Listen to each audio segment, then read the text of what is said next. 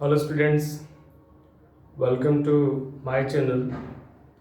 Myself Sujit Kumar Sudhanshu, and in today's lecture I'll be discussing about, firstly we will discuss some problems, numerical problems based on Coulomb's law, and then after I'll discuss about permittivity and relative permittivity. So first of all, let us see what are the similarities and dissimilarity differences between electrostatic force and gravitational force. तो सबसे पहले हम लोग जानते हैं कि similarity क्या है. Similarity between electrostatic force, similarities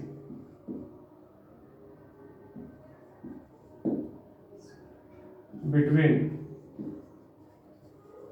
electrostatic force and gravitational force.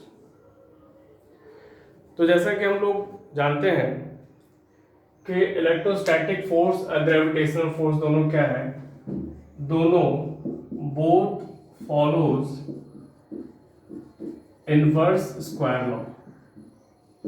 Inverse square law, दोनों इनवर्स स्क्वायर लॉ को फॉलो करता है. दूसरी बात है कि जो दोनों फोर्सेस हैं वो एक्शन रिएक्शन पेयर बनाते हैं. ठीक है, तो both forces forms action reaction pair. ठीक है, दोनों एक्शन रिएक्शन पेयर बनाते हैं. और तीसरा अगर देखा जाए तो दोनों फोर्स सेंट्रल फोर्स है. Both forces are central force. ठीक है, सेंट्रल फोर्स मतलब बताया थे कि जो दोनों फोर्स जो लगता है it always act along the line joining between the centre of two bodies. ठीक है, ग्रेविटेशन के केस में वैसे ही लगता था. मान लेते हैं कि m1 m2 अगर दो बॉडीज है तो ये m1 m2 को अपनी तरफ खींचता था और m2 m1 को भी अपनी तरफ खींचता था. ठीक है, और अगर हम लोग चार्ज की भी बात करें, दो चार्ज मान लेते हैं Q1 और Q2, तो मान लेते हैं अभी नेचर दोनों का पॉजिटिव है. ठीक है, तो Q1 Q2 पे इधर फोर्स लगा रहा था F21 और Q2 Q1 पे इधर फोर्स लगा रहा था F12, और दोनों कैसा लगा रहा था along the line joining between the centre of two charges. यहाँ पे along the line joining between the centre of two bodies. तो दोनों फोर्स क्या है, सेंट्रल फोर्स है. तो ये इसके सिमिलरिटीज है. अब अगर हम लोग डिफरेंसेस की बात करें तो दोनों में डिफरेंस क्या है हम लोग देखते हैं.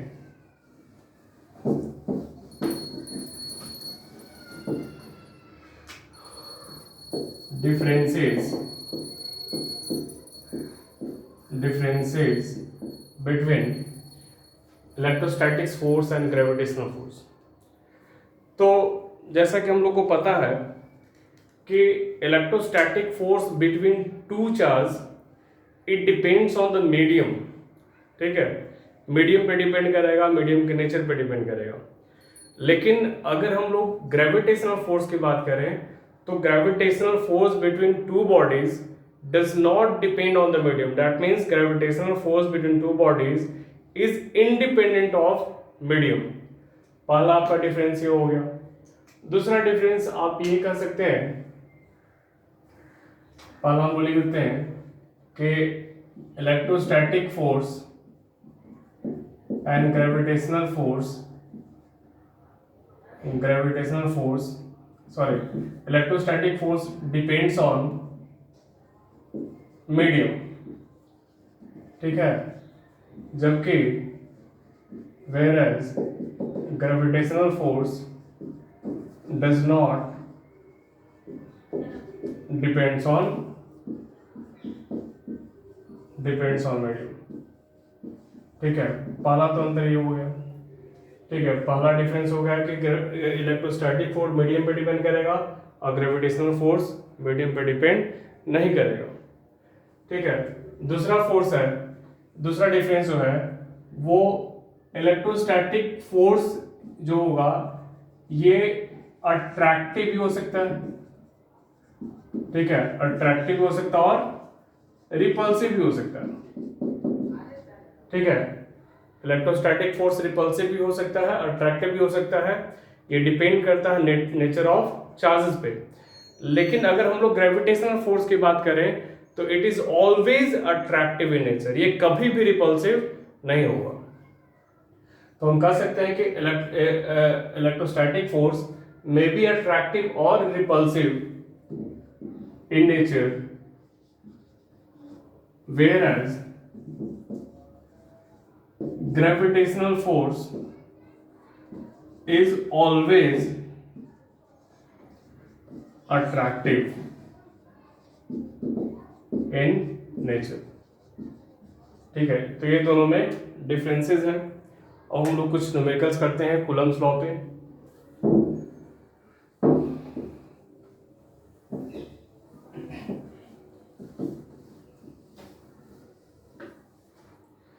सबसे पहला क्वेश्चन है, find the ratio of electrostatic force and gravitational force between two electrons placed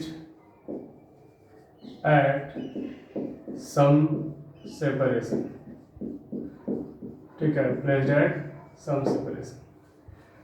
तो अगर हम लोग देखें कि चार्ज ऑन इलेक्ट्रॉन कितना होता है, हम लोग को पता है चार्ज ऑन इलेक्ट्रॉन कितना होता है, -1.6 × 10⁻⁻19 कूलम। मास ऑफ इलेक्ट्रॉन कितना होता है, मास ऑफ इलेक्ट्रॉन ये होता है 9.1 × 10⁻31 kg। तो हम लोग को निकालना है ratio of Fe and Fg। ठीक है, तो Fe मतलब के E × E/r²। ठीक है, दूसरी बात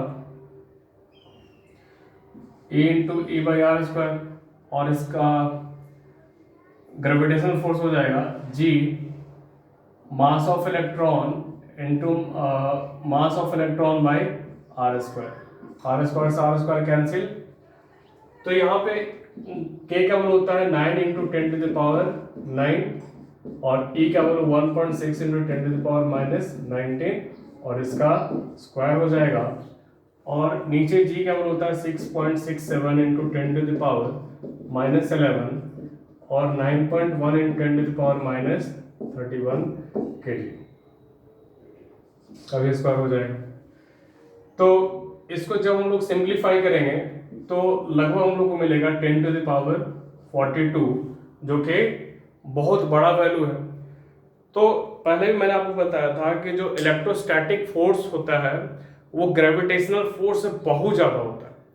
ठीक है, आप ग्रेविटेशन में पढ़े थे कि between any two bodies in the universe any two bodies attract to each other. ठीक है, लेकिन we do not feel any attraction force because that attraction force is very very less in magnitude. तो electrostatic force का जो magnitude होता है वो gravitational force से काफी ज्यादा होता है। वीडियो को पॉज करके इसको नोट कर लें। हम लोग दूसरा एग्जांपल देखते हैं।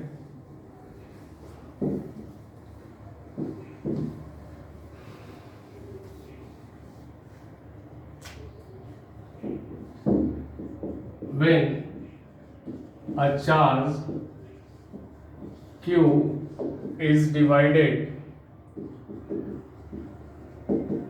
into two parts such that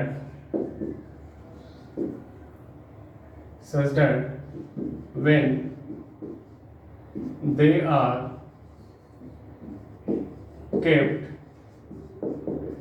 at some separation, then they exerts maximum force on each other। तो आपको निकालना है find the magnitude of charge on each part. ठीक है, तो जब कोई चार्ज Q को दो पार्ट में डिवाइड करते हैं और कुछ इस तरह से कि जब दोनों चार्ज को हम कुछ सेपरेशन पे रखते हैं तो दोनों एक दूसरे पे मैक्सिमम फोर्स लगाता है। तो बताएं कि दोनों चार्ज का मैग्नीट्यूड क्या होगा। तो मान लेते हैं कि जो कैपिटल Q है इसको हम लोग दो पार्ट में जो डिवाइड करते हैं, फर्स्ट पार्ट में मान लीजिए चार्ज x है, तो ऑब्वियस सी बात है कि दूसरे पार्ट पे चार्ज क्या होगा, Q माइनस x होगा। अब दो चार्ज है x और Q माइनस x, ठीक है, और दोनों एक दूसरे पे मैक्सिमम फोर्स लगा रहा है। सबसे पहले निकाले हम लोग कि दोनों के बीच जो इलेक्ट्रोस्टैटिक फोर्स होगा वो कितना होगा। तो अगर हम लोग इलेक्ट्रोस्टैटिक फोर्स की बात करें तो F कितना होगा, K x into Q minus x by let this distance is separation is d, तो it will be d square. इसको हम लोग लिखें K by D square into Q x minus x square. अब ये बोल रहा है कि दोनों के बीच जो फोर्स होना चाहिए वो मैक्सिमम होना चाहिए। तो जहां भी मैक्सिमा या मिनिमा टर्म आता है तो हम लोग वहां पे क्या करते हैं, हम लोग वहां पे डिफरेंशिएशन का सहारा लेते हैं। तो मैक्सिमम मिनिमा निकालने के लिए सबसे पहले इसका क्रिटिकल पॉइंट निकालेंगे।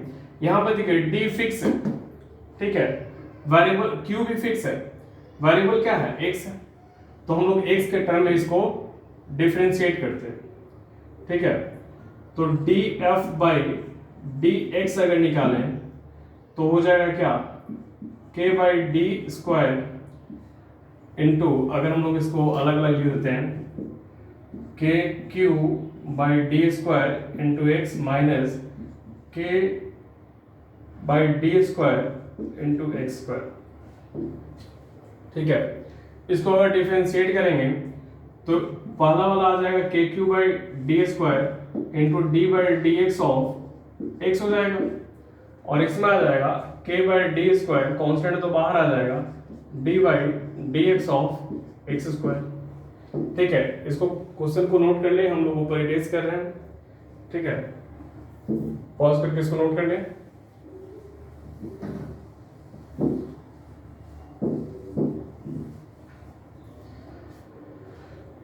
तो हम यहां से देख सकते हैं कि जो D F by d x है ये हो जाएगा, एक्स का डिफरेंशिएशन 1 हो जाएगा, तो K Q by D square minus K by D square minus into 2x हो जाएगा।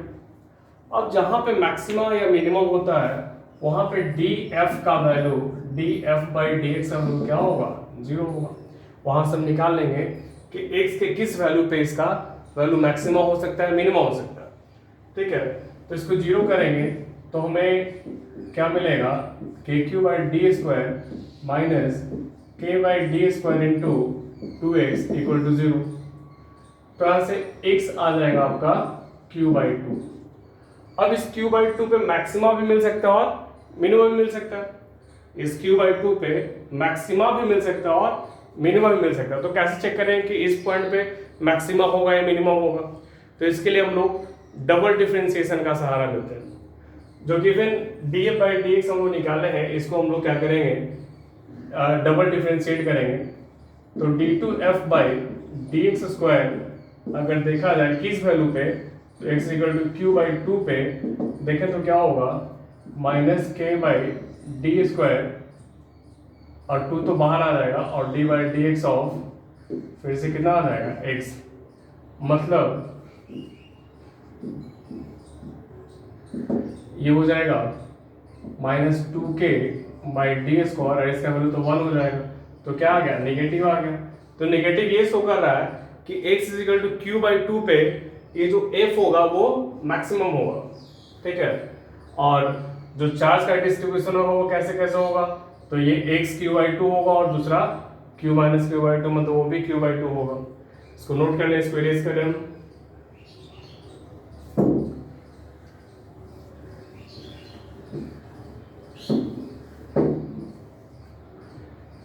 So charge on each part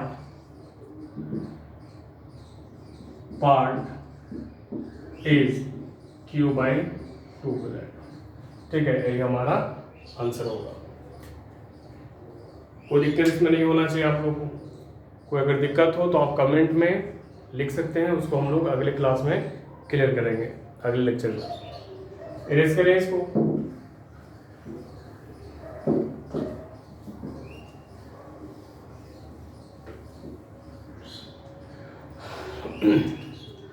अब देखिए कि मान लेते हैं कि 3 चार्ज है, ठीक है, 3 चार्ज है, 3 charges are placed at the vertices of an equilateral triangle, ठीक है, Q1, Q2, Q3, और दिया हुआ है कि Q1 और Q2, Q3 सब बराबर है और सबका वैल्यू क्या है, Q, ठीक है, सबका वैल्यू Q के बराबर है। तो एक कैपिटल चार्ज कैपिटल Q को इसके सेंट्रोइड पे रखा जाए, इसके सेंट्रोइड पे अगर रखा जाए, ये G है, यहाँ पे अगर कैपिटल Q को रखा जाए, तो find the net force exerted on charge Q, capital Q, due to these 3 charges। तो हम लोग कैसे निकालेंगे,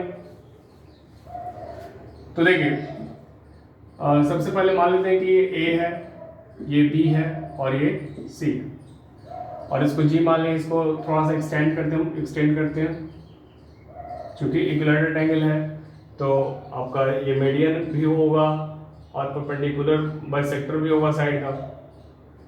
तो A B C G, इसको D मान लेते हैं, और ये पूरा एंगल 60, तो ये हो जाएगा आपका, सॉरी ये पूरा 60 ही रहने देते हैं इसको, ठीक है, 60। या फिर कर सकते हैं ऐसे कि ये आपको हो जाएगा 30 डिग्री, और ये चूंकि AD क्या है, मीडियन है, मीडियन तो इसको डिवाइड करेगा, इसका साइड मान लेते हैं A है, इसका साइड A है, तो ये हो जाएगा A/2। अब A/2 होगा तो ये निकाल सकते हैं हम लोग। कैसे निकालेंगे, देखिए ये बेस पता है और हाइपोटेनस निकालना है, तो हम लोग निकाल सकते हैं। कैसे निकालेंगे, तो इन ट्रायंगल GBD में देखा जाए तो अगर हम लोग लगाते हैं cos 30 degree is equal to BD by BG, होता है ना, base by hypotenuse, this is base and this is hypotenuse, ये आपका 90 डिग्री भी होगा ये, ठीक है। cos 30 का वैल्यू क्या होता है, √3/2 इज इक्वल टू BD हम लोग को पता है A/2, sorry BD by BG ना, बाई BG, 2 से 2 खत्म, तो BG कितना आ गया, A/√3, BG आ गया हम लोग को A/√3 आ गया, ठीक है। तो जितना BG होगा उतना ही AG भी होगा, उतना ही CG भी होगा, ठीक है, क्योंकि ये जो पॉइंट है ये आपका सेंट्रोइड भी होगा, सर्कम सेंटर भी होगा, ऑर्थो सेंटर भी होगा। तो this point is equally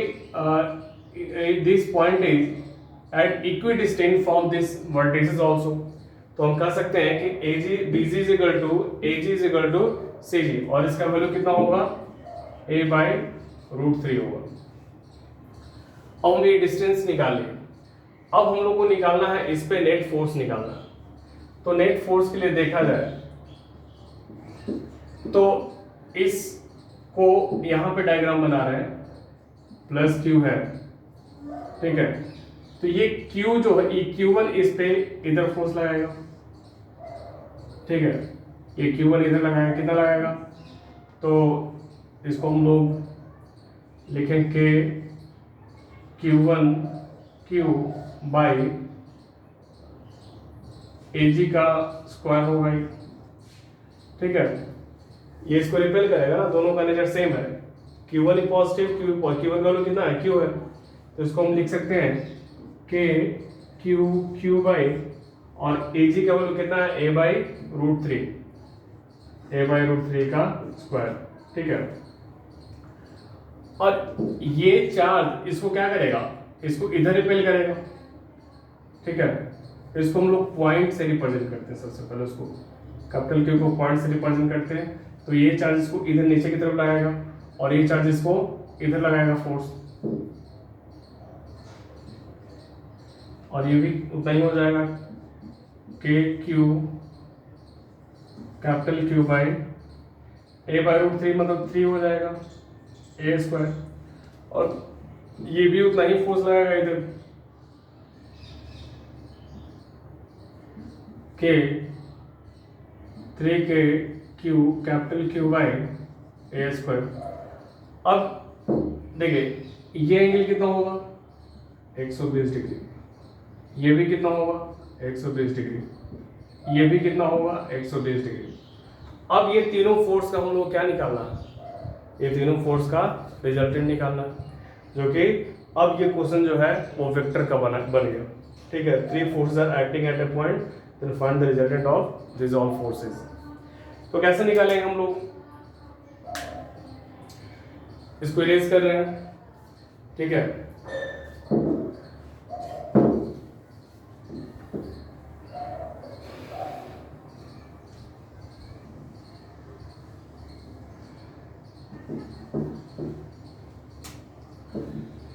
three के क्यू बाई ए स्क्वायर, ये सबको हम एफ मान लेते हैं, क्योंकि सब बराबर है, सबको हम क्या मान लें, एफ मान लेते हैं, ठीक है। सबको एफ मान लेते हैं। तो अब देखिए ये दोनों का ये दोनों का अगर रिजल्टेंट देखें तो यहाँ से अगर एक हम लोग पैरेललोग्राम बनाएं, यहाँ से अगर हम लोग एक पैरेललोग्राम बनाएं,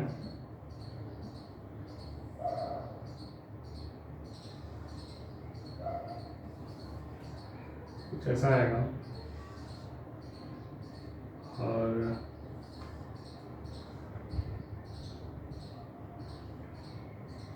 इस तरह से पैरेललोग्राम बनेगा, और ये जो आपका डायगोनल होगा ये इसका रिजल्टेंट होगा।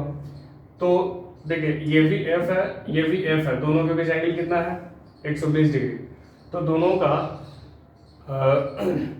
रिजल्टेंट क्या होगा, ये दोनों का रिजल्टेंट हो जाएगा R इज इक्वल टू ये दोनों का under root f square plus 2f into angle कितना है, कॉस 120 डिग्री। यहाँ से हो जाएगा f square plus f square हो जाएगा 2f square plus 2f square, और कॉस 120 डिग्री का वैल्यू हो जाएगा -1/2 हो जाएगा। तो यहाँ से आएगा क्या, एफ आ गया, और डायरेक्शन क्या होगा, अब इधर इस तरफ होगा, ठीक है। और इसी एंगल पे होगा। दो अगर वेक्टर है ए और बी, ठीक है, नहीं दो अगर दोनों सेम वेक्टर है तो दोनों का रिजल्टेंट क्या होगा, दोनों से बीच से पास करेगा। ये दोनों वेक्टर भी सेम है तो दोनों का रिजल्टेंट क्या होगा, दोनों के बीच से पास करेगा, मतलब ये एंगल कितना हो जाएगा, 60 डिग्री। तो आपका एफ आ गया। ये दोनों का रिजल्टेंट यहाँ पे भी ड्रॉ कर देते हैं हम, जी है, इसके कारण इधर होगा और इसके कारण इधर होगा, और दोनों का नेट फोर्स आपका इधर एफ हो गया और उसके कारण इधर हो गया। तो अगर हम लोग देखें कि नेट फोर्स ऑन जी जो होगा, देखिए ये इस चार्ज और इस चार्ज के कारण इस पे नेट फोर्स किधर हुआ, अपर डायरेक्शन में हुआ, ठीक है। इसके कारण नेट फोर्स किधर हुआ, डाउनवर्ड डायरेक्शन में हुआ। तो ये दोनों एक दूसरे को, दोनों का मैग्नीट्यूड क्या है, सेम है, तो दोनों एक दूसरे को कैंसिल कर देगा। मतलब कह सकते हैं F माइनस एफ, तो F माइनस एफ मतलब 3 by A square minus 3 by A square. तो सेंट्रॉइड पर अगर इस चार्ज को रखेंगे तो उस पर नेट फोर्स कितना होगा, 0 होगा, ठीक है। ये दोनों चार्ज के कारण यहाँ पे नेट फोर्स अपर डायरेक्शन में होगा, इसके कारण डाउनवर्ड डायरेक्शन में होगा। और चूंकि ये फोर्स और ये फोर्स दोनों का मैग्नीट्यूड सेम है, तो दोनों एक दूसरे को कैंसिल कर देगा और नेट फोर्स क्या हो जाएगा, 0 हो जाएगा। इरेज करें इसको।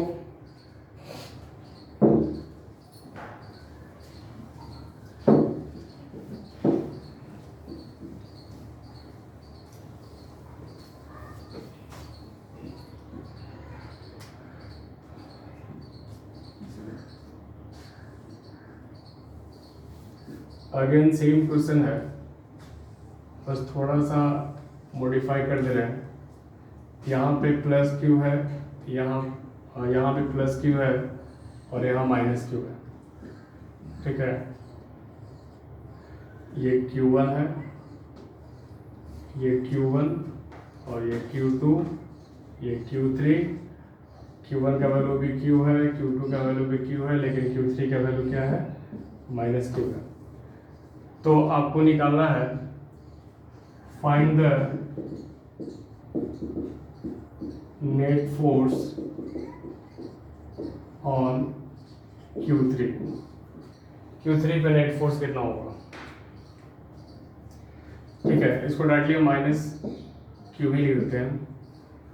अब देखिए ये आपका प्लस Q और ये माइनस Q, प्लस और माइनस में क्या होगा, अट्रैक्शन होगा। ये प्लस इसको अपनी तरफ खींचना चाहेगा, ये भी प्लस है और ये माइनस है, ये प्लस इसको क्या चाहेगा, अपनी तरफ खींचना चाहेगा। तो ये चार्ज इसको अपनी तरफ फोर्स लाएगा ऐसे,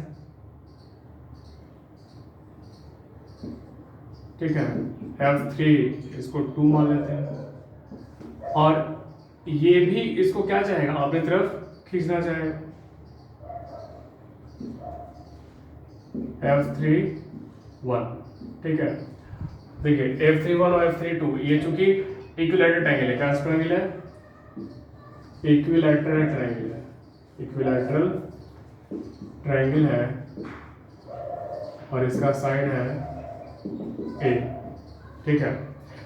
अब देखिए दो वेक्टर है, यहाँ पे F32 जो होगा और F31 होगा,